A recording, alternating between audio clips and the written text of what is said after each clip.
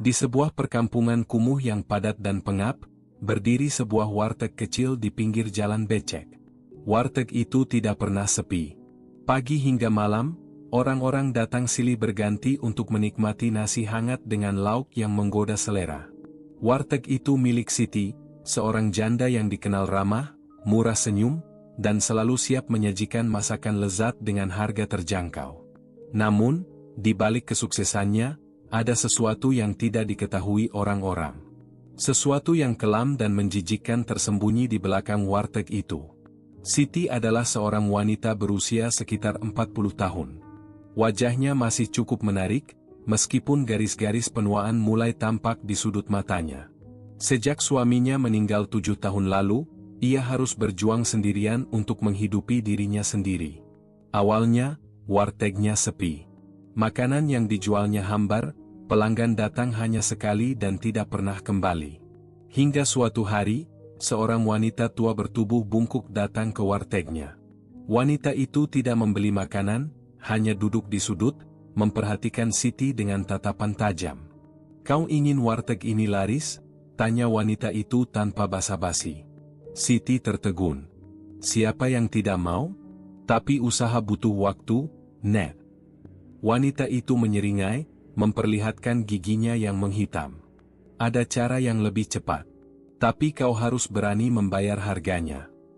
Siti tidak langsung menjawab. Namun, dalam hatinya, ada ketakutan dan sekaligus rasa penasaran. Ia tahu, wanita tua itu bukan orang biasa. Namun, keinginannya untuk sukses mengalahkan segalanya. "Apa yang harus kulakukan?" tanyanya akhirnya. Wanita tua itu tertawa pelan. "Setiap bulan, kuburkan sesuatu di belakang warteg ini. Sesuatu yang belum sempat melihat dunia. Maka, pelanggan akan datang tanpa henti, makananmu akan terasa lebih enak, dan uang akan mengalir." Siti bergidik. Ia mengerti apa yang dimaksud wanita itu. Janin. Bayi yang belum lahir. Ia ingin menolak, tapi suara di kepalanya berkata lain. Hidup sudah terlalu keras, dan ia tidak ingin tenggelam dalam kesengsaraan lebih lama. Malam itu, setelah pelanggan terakhir pergi, ia berdiri di belakang warteg, menatap tanah kosong yang lembab dan berbau amis. Tangannya gemetar. Tapi ia tahu, ini adalah awal dari segalanya. Tak lama kemudian, warteg Siti benar-benar berubah. Orang-orang mulai berdatangan, tak peduli meski warteg itu berada di lingkungan kumuh. Masakannya terasa lebih enak, lebih menggugah selera. Bahkan beberapa pelanggan mengaku merasakan sensasi hangat setiap kali makan di sana. Namun, satu hal yang tak disadari Siti. Seiring dengan larisnya warteg, tubuhnya perlahan mengalami perubahan. Ia sering merasa gatal di kulit, wajahnya mulai tampak kusam, dan ada bau aneh yang mulai muncul dari tubuhnya. Tapi ia tak peduli. Selama uang terus mengalir, semuanya sepadan. Warteg Siti semakin hari semakin ramai. Pelanggan datang tanpa henti, bahkan ada yang rela antre di luar meski tempat duduk sudah penuh. Setiap sendok nasi dan lauk yang masuk ke mulut mereka seolah membawa kenikmatan yang membuat mereka ketagihan. Siti menikmati kesuksesan yang datang begitu cepat. Namun, di tengah hiruk-pikuk kesibukannya, ia mulai menyadari hal-hal aneh yang terjadi. Suatu malam, ketika ia sedang mencuci piring di dapur warteg, Siti mendengar suara gemerisik dari belakang. Awalnya ia mengira itu hanya suara tikus yang biasa berkeliaran di sekitar warteg. Namun, semakin lama suara itu berubah. Seperti suara cekikikan kecil, halus tapi jelas terdengar di telinganya. Ia menelan ludah, mencoba mengabaikannya. Tapi perasaan tidak enak mulai merayapi tubuhnya. Ia melirik ke arah jendela kecil di dapur yang menghadap ke belakang warteg, tempat ia mengubur sesuatu beberapa waktu lalu. Gelap. Namun, seolah ada bayangan kecil yang bergerak di sana.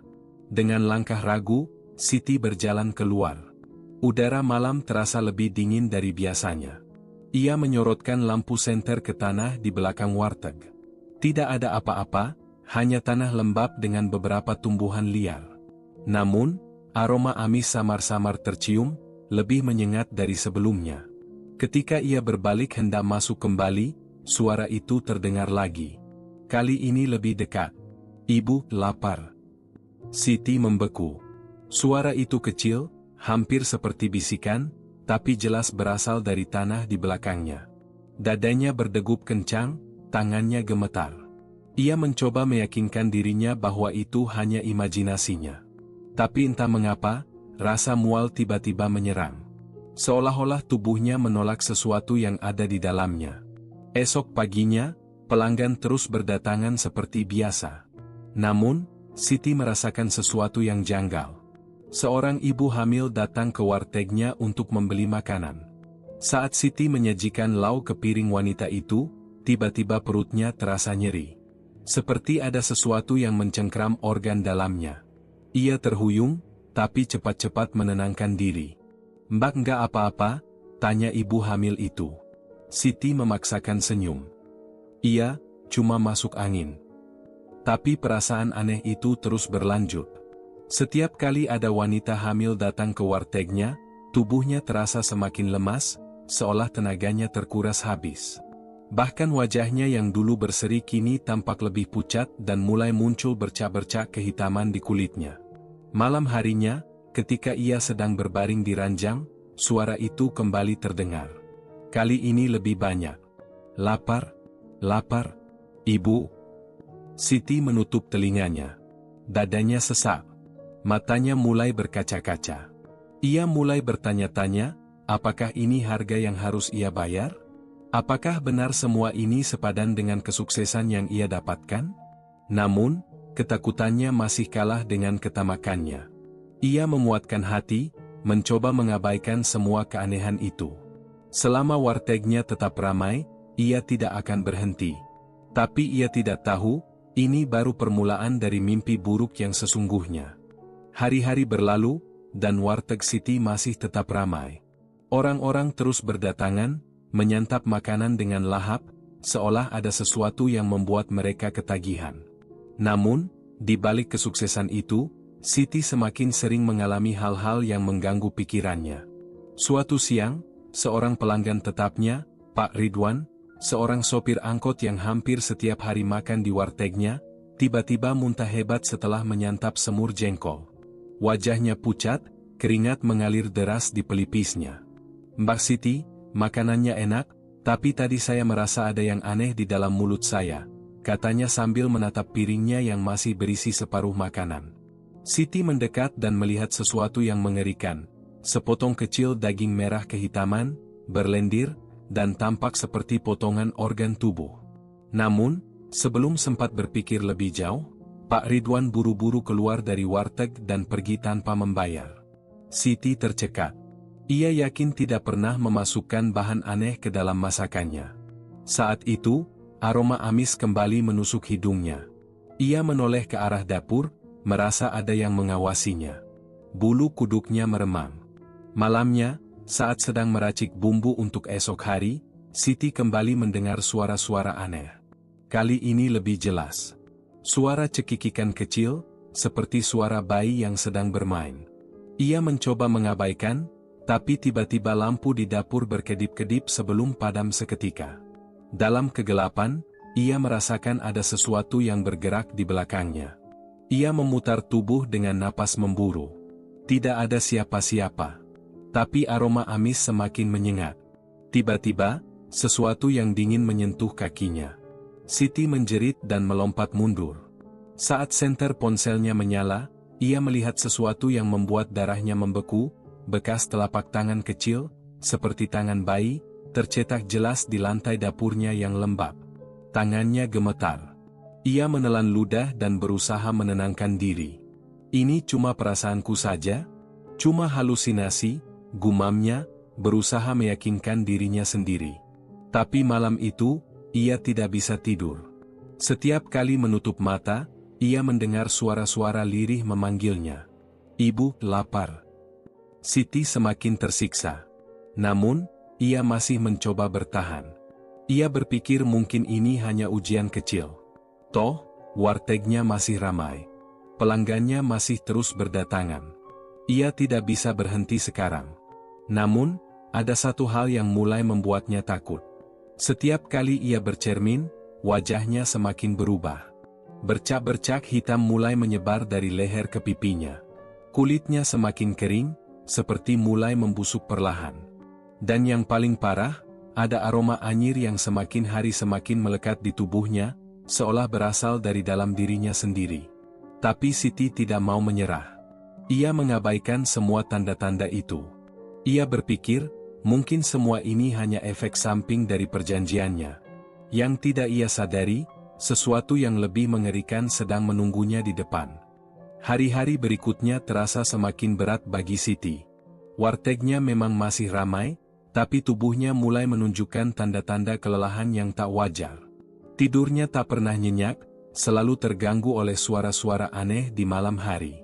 Wajahnya yang dulu segar kini tampak semakin kusam, bercak hitam semakin menyebar di kulitnya. Suatu malam, setelah warteg tutup, Siti mencoba mengabaikan rasa takutnya dan mulai membersihkan dapur. Ia mencuci piring dengan cepat, ingin segera beristirahat. Namun, saat sedang mengelap meja, ia melihat sesuatu yang membuatnya terpaku. Di atas meja kayu tempat ia biasanya menyiapkan makanan, ada bekas tangan kecil berlumuran darah. Siti terperanjat mundur. Jantungnya berdegup kencang. Dengan tangan gemetar, ia mengusap meja dengan lap basah. Tapi noda darah itu tak mau hilang, seolah meresap ke dalam serat kayu. Siti menutup matanya erat-erat. Aku cuma lelah. Ini cuma bayangan, cuma pikiranku saja, gumamnya, mencoba meyakinkan diri. Tapi tiba-tiba, terdengar suara sayup-sayup dari arah belakang dapur. Ibu, lapar. Siti membeku. Tenggorokannya tercekat. Ia menoleh perlahan ke arah suara itu. Tak ada siapa-siapa. Hanya rak kayu tempat ia menyimpan bahan masakan. Tapi entah mengapa, ia merasa ada sesuatu yang bersembunyi di sana, mengawasinya dalam diam. Tak ingin berlama-lama di dapur, Siti buru-buru masuk ke kamar. Ia menutup pintu, menguncinya, lalu merebahkan tubuh di kasur. Tapi baru saja ia menarik selimut, rasa sesak menyerang dadanya. Seperti ada sesuatu yang menindih tubuhnya. Ia berusaha bergerak, tapi tubuhnya kaku. Tiba-tiba, suara tangisan bayi terdengar sangat jelas di telinganya. Bukan tangisan biasa, melainkan suara yang lirih dan menyayat. Siti ingin berteriak, tapi mulutnya seolah terkunci. Dari sudut matanya, ia melihat bayangan kecil berdiri di ujung tempat tidurnya. Sebuah sosok. Sosok anak kecil dengan tubuh kurus kering, kulitnya pucat kebiruan, dan matanya kosong tanpa bola mata. Sosok itu membuka mulutnya yang hitam legam, lalu mengeluarkan suara lirih. Ibu, aku lapar. Seketika, tubuh Siti bisa bergerak. Ia menjerit dan meloncat dari kasurnya, menyalakan lampu kamar dengan tangan gemetar. Tapi saat cahaya menerangi ruangan, sosok itu sudah menghilang. Tak ada siapa-siapa di sana. Siti terduduk di lantai, keringat dingin membasahi tubuhnya. Ia menatap tangannya yang bergetar. Ini sudah bukan sekadar halusinasi. Sesuatu yang nyata sedang mengganggunya. Pagi harinya, saat membuka warteg, ia mencoba bertindak normal. Namun, kejadian-kejadian aneh tak berhenti. Pelanggan yang datang mulai menunjukkan reaksi aneh setelah makan. Ada yang tiba-tiba terdiam lama dengan tatapan kosong, ada yang mendadak menangis tanpa alasan, dan ada pula yang menggigil kedinginan meski cuaca panas. Seorang ibu yang membawa anaknya bahkan tiba-tiba menjerit saat hendak makan. "Mbak, kenapa ada tangan di piring saya?" serunya sambil menunjuk piringnya. Siti terkejut. Ia melihat ke piring itu, tapi yang tampak hanya nasi dan lauk biasa. Ibu itu buru-buru menarik anaknya dan pergi tanpa berkata apa-apa lagi. Siti semakin cemas. Ia mulai merasa bahwa semua ini ada hubungannya dengan perjanjian yang pernah ia buat.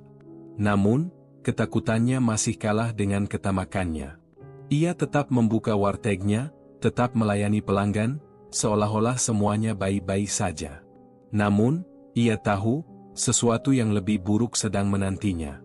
Hari-hari berlalu, dan perasaan gelisah semakin mencengkeram Siti.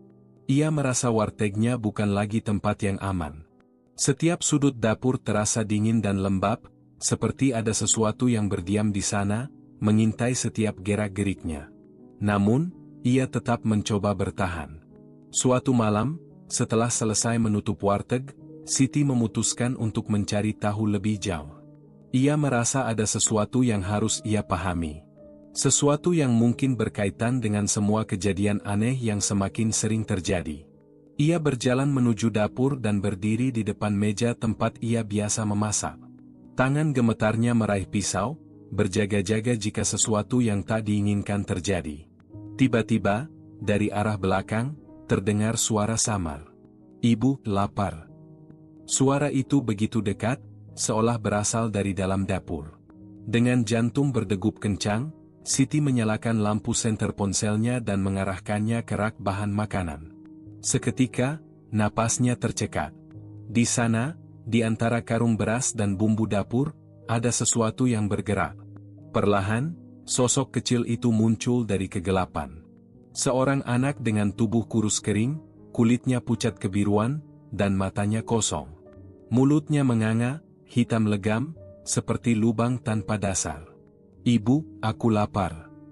Siti terpaku. Keringat dingin mengalir di pelipisnya. Ia ingin lari, tapi tubuhnya seakan membatu. Sosok itu melangkah maju, tangannya yang kurus menjulur ke arahnya. Dalam kepanikan, Siti tersandung dan jatuh ke lantai. Ponselnya terlempar, membuat ruangan kembali gelap. Ia meraba-raba dalam kegelapan, napasnya tersengal-sengal. Dan saat itu, sesuatu yang basah dan dingin menyentuh kakinya. Ia berteriak dan merangkak mundur, berusaha menjauh dari sosok mengerikan itu. Namun, saat lampu kembali menyala karena gerakan sensor, sosok itu menghilang begitu saja. Seakan tak pernah ada di sana. Siti terduduk di lantai, tubuhnya gemetar hebat. Ia menyadari satu hal, apapun yang mengganggunya, itu nyata.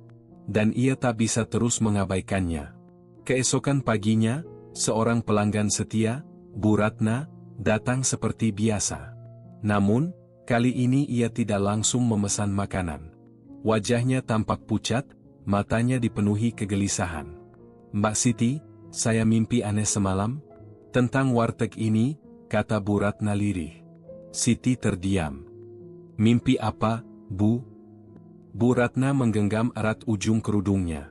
"Saya lihat seorang perempuan, wajahnya mirip Mbak Siti, tapi tubuhnya membusuk.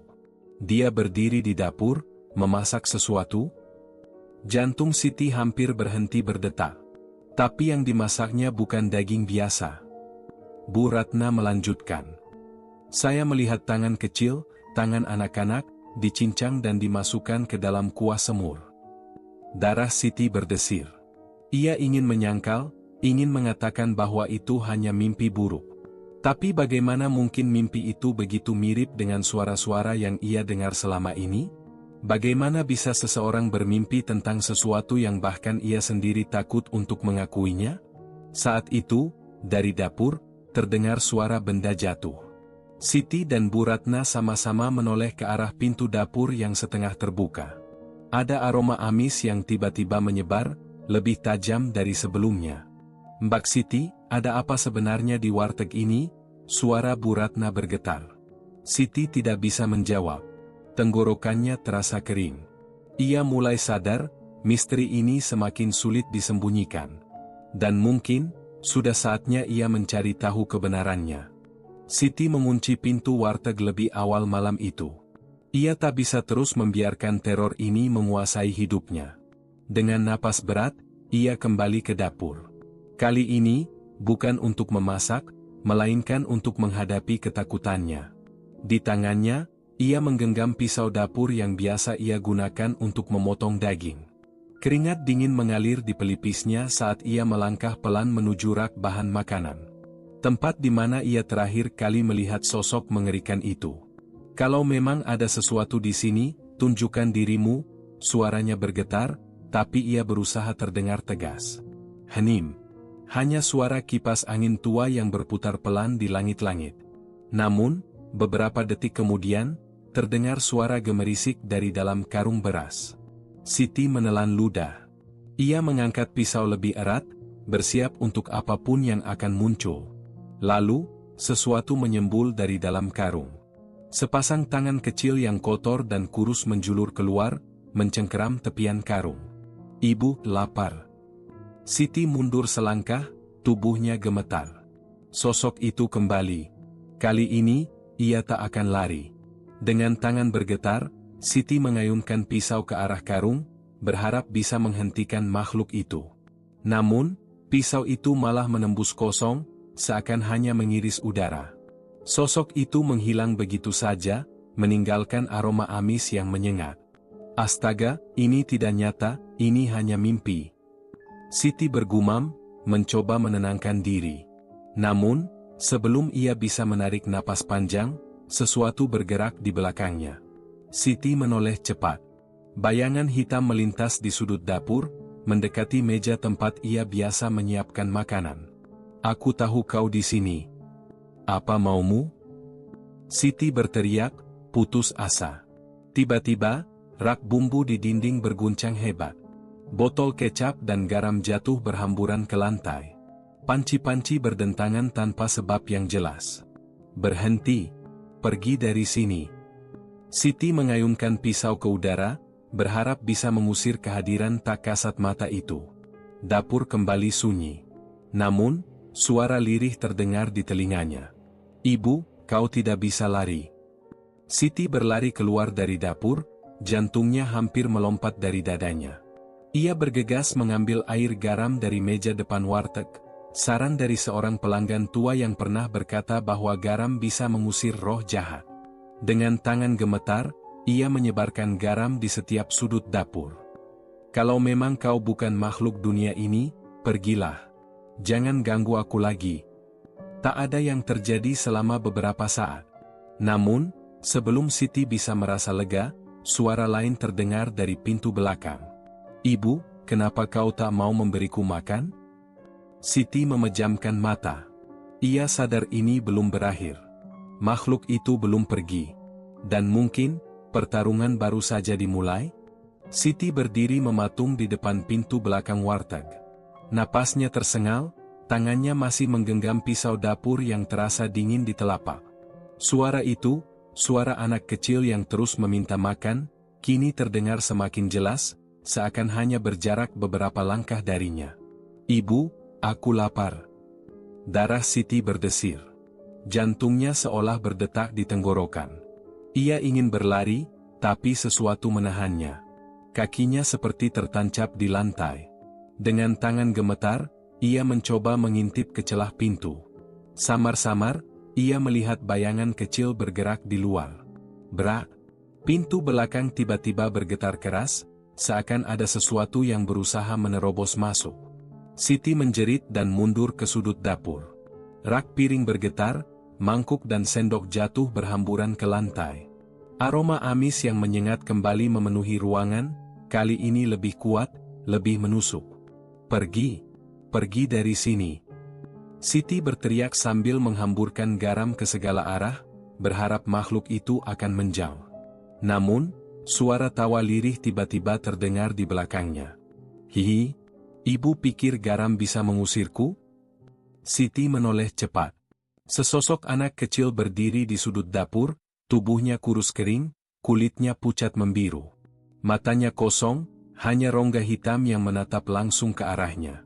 Mulutnya menganga, hitam pekat, seakan siap menelan apapun yang ada di hadapannya.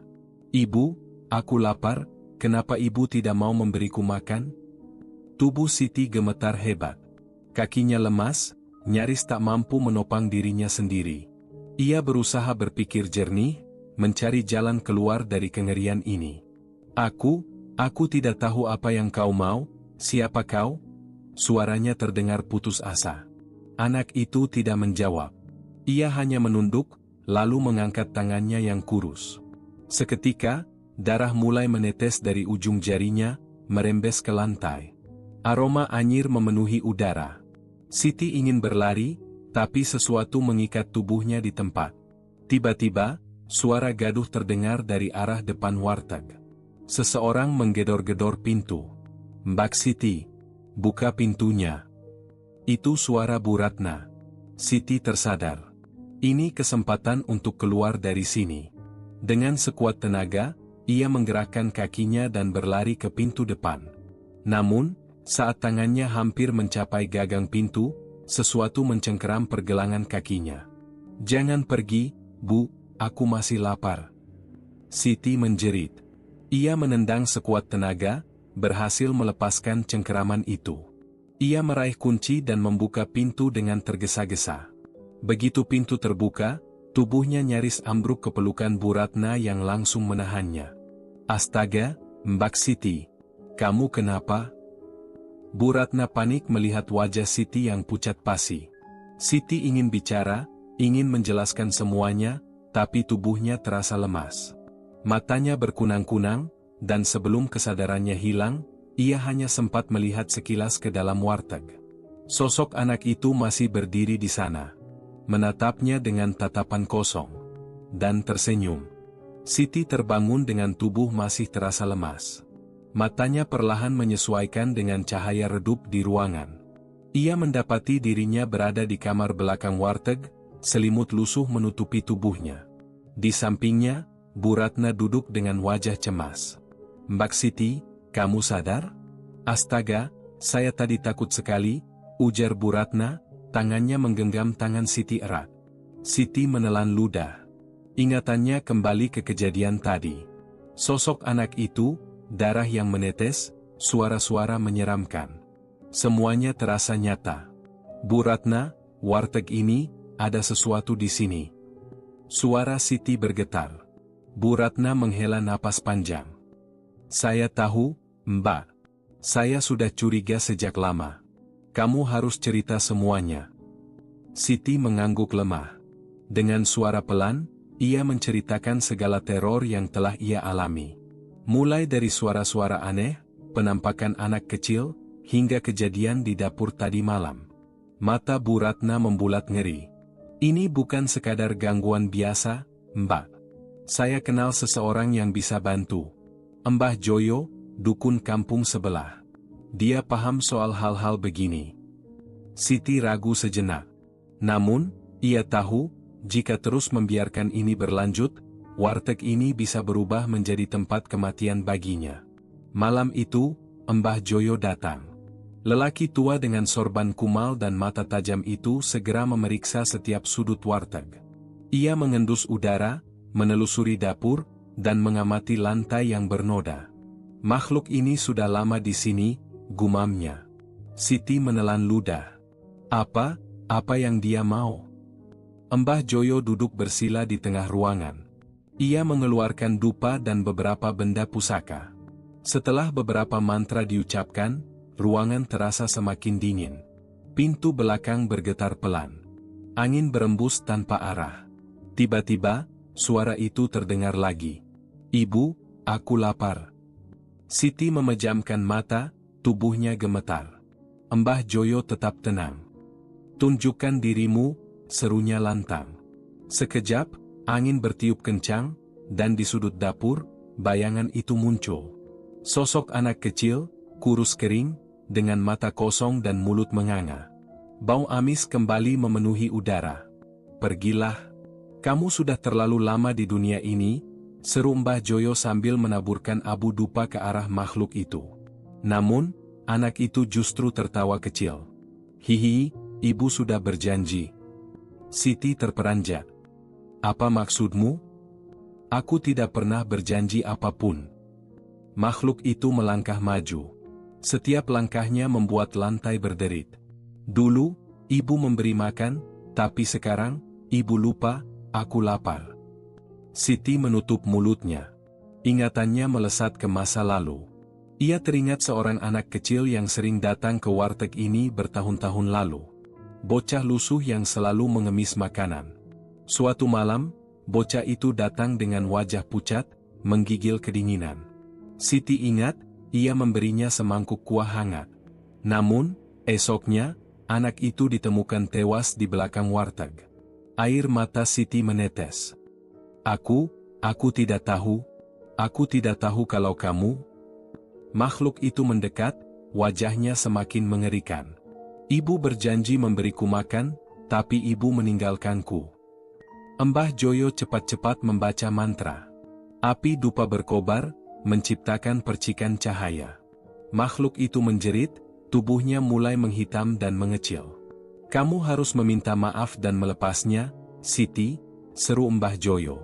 Siti berlutut. Maafkan aku tidak pernah berniat melupakanmu. Aku harap kau bisa pergi dengan tenang. Angin berhenti. Sosok anak itu memandang Siti lama, sebelum akhirnya tersenyum kecil. Tubuhnya perlahan memudar, meninggalkan aroma samar kuah yang dulu pernah diberi Siti. Sunyi. Mbah Joyo menghela napas lega. Sudah selesai. Siti menutup matanya. Kelegaan bercampur kesedihan membanjiri dadanya. Tapi ia tahu, warteg ini akhirnya bisa beristirahat dari teror yang selama ini menghantuinya.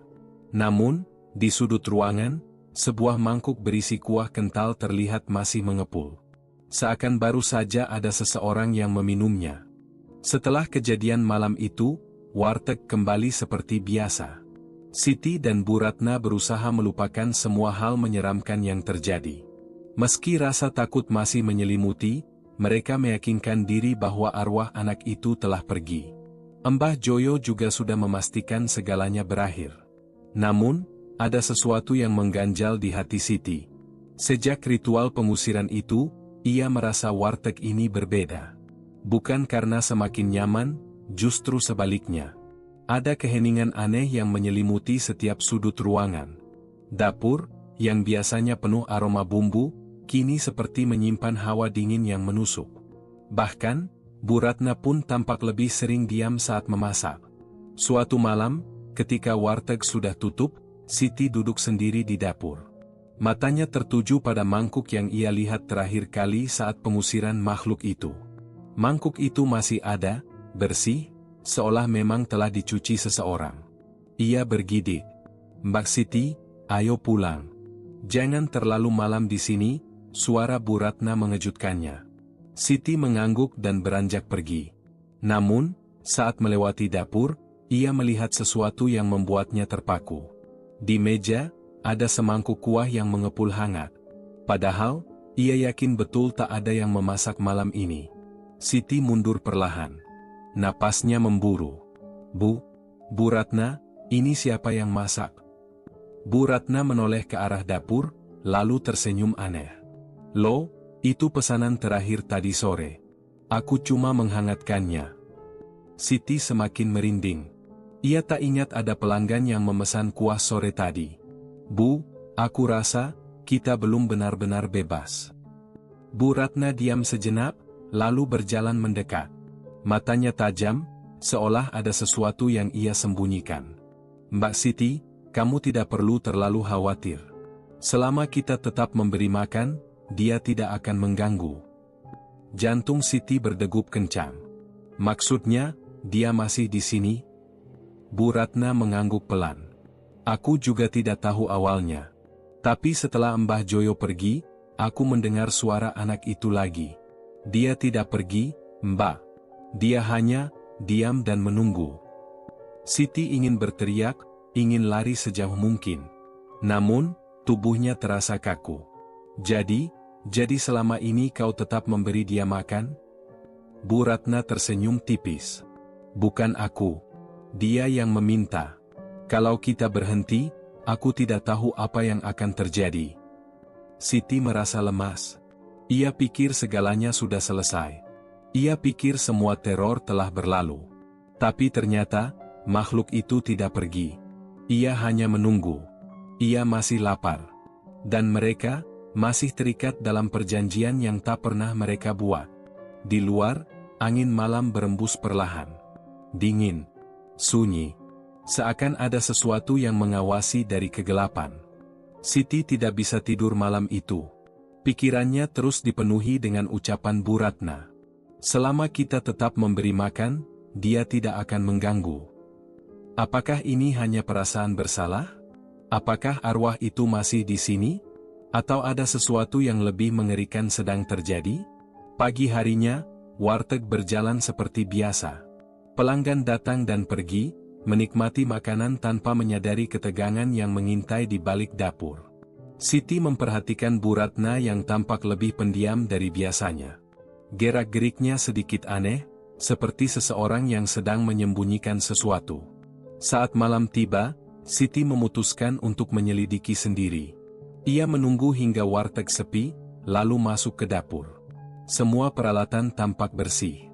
Tidak ada tanda-tanda sesuatu yang aneh. Namun, saat ia membuka panci besar di atas kompor, ia melihat sesuatu yang membuat bulu kuduknya berdiri. Mangkuk itu. Mangkuk yang semalam masih ada di meja kini telah terisi kuah panas. Kuah yang sama seperti yang ia lihat beberapa hari lalu. Tiba-tiba, pintu belakang berderit terbuka perlahan.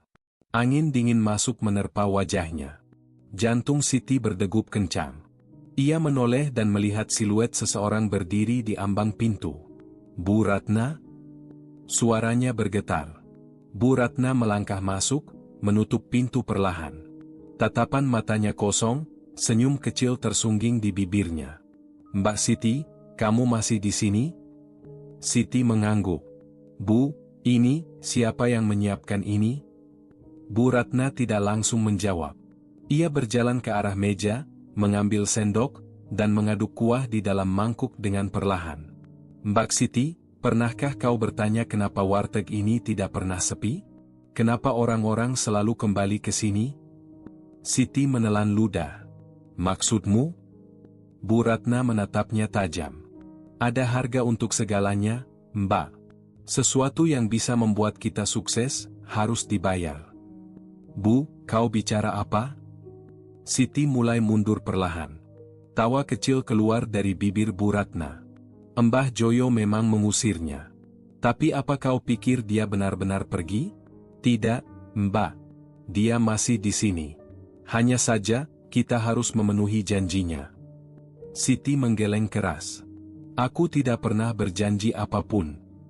Tapi kau memberinya makan dulu, bukan? Kau membuatnya merasa memiliki tempat di sini. Bu Ratna mendekat. Dan sekarang, dia tidak akan pergi sebelum kita menepati itu lagi. Siti merasa napasnya semakin berat. Ia mencoba berpikir jernih. Ini tidak masuk akal. Bu Ratna, kita tidak bisa terus melakukan ini. Jika kita berhenti. Kalau kita berhenti, warteg ini akan hancur. Kita akan hancur, Mbak Siti. Siti menggertakkan giginya. Ia tidak bisa menerima ini. Ia tidak ingin menjadi bagian dari sesuatu yang begitu mengerikan. Tiba-tiba, terdengar suara pelan di belakangnya. Ibu, aku lapar. Siti berbalik seketika. Sosok itu berdiri di sudut dapur, samar dalam kegelapan. Mata kosongnya menatap langsung ke arah Siti, bibirnya yang hitam menganga lebar.